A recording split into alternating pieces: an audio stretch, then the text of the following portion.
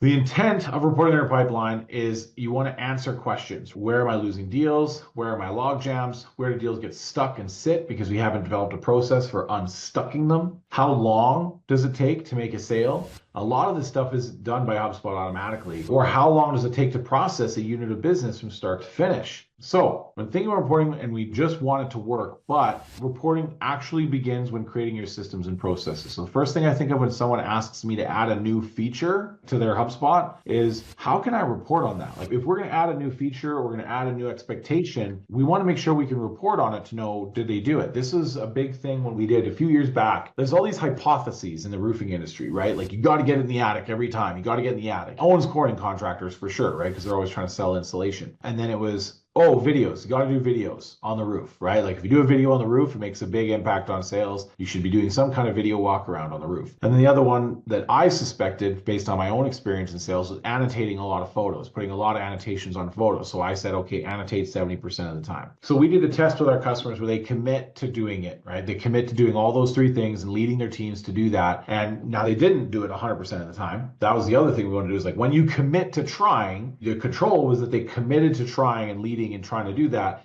Then to what degree were they able to be effective in getting their teams to do it? And then we're able to sort deals by what was the close rate when they didn't do this thing and what was the close rate when they did do this thing. And we had to have it so that an independent person, the inside sales, would report on, did they go in the attic, right? Measured by pictures of taken inside the attic. Did they annotate 70% of their photos? So that was a quick scan of the photos and like pretty easy to guess if it's over or under 70%. And then did they record a video walk around measured by, there's a video walk around in company cam. And so then they would set yes or no on this, and that would be in HubSpot so that we could report on it. So the three things they do in their post-inspection debrief call with the outside sales is they would check those things off, and then we could measure the close rate differences based on that. And what we found was that getting in the attic didn't make much of a discernible difference. The video walk around did make a big difference, but it was hard to execute. Like the lowest percentage of the doing it was on the video walk around. The 70% of photos annotated, there was a high percentage of doing it, and it made a big difference in impact. So that became the thing that RVP sticks to, is like you have to do that because we have the data. So that's what I mean by, if we're going to add something to our process, we got to think, how can we report on it? Because we want to see the effectiveness. So the reason we do this is because we need to see the value of that effort, right? If you're forcing your people to go in the attic, you want to know, like, is that making a difference? Because every time you say yes to one thing, you could be saying no to something else. And so if the salespeople are expected to go in the attic and they're doing that all the time, and then you add taking and annotating 70% of the photos, if you knew that getting in the attic had no discernible difference on close rate, but we did this data set, we knew that if they could only pick one, they should do the annotating of 70% of photos. And so if the system is not producing results, then we can retire that system or retire that process, retire that requirement. This is something Elon Musk talks about, which is like make the requirements less dumb. And then that's how he makes and improves things and gets to the point where he is who he is. And then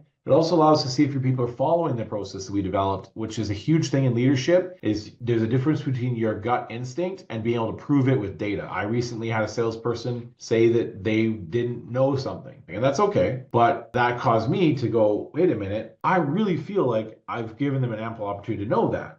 And so then because I had the system, I was able to search the thing that he said he didn't know in our video, like Zoom recording thing, and be like, hey, here's a bunch of examples of where I did say this stuff in front of you. If you don't know it, there's a reason for that, but it's not that you didn't have access to it. And then we were just able to have a truthful conversation about what was wrong. And what was wrong was that my training was not effective. That's the conclusion that I came to, is like, okay, you had the opportunity to know it, but you still didn't end up knowing it. So that means I have to work on my training, but I should have found this out a little bit earlier. So let's work together to make sure we know what you don't know. So this is what I mean about seeing if people are following the process. You want to make sure that people know to talk about it.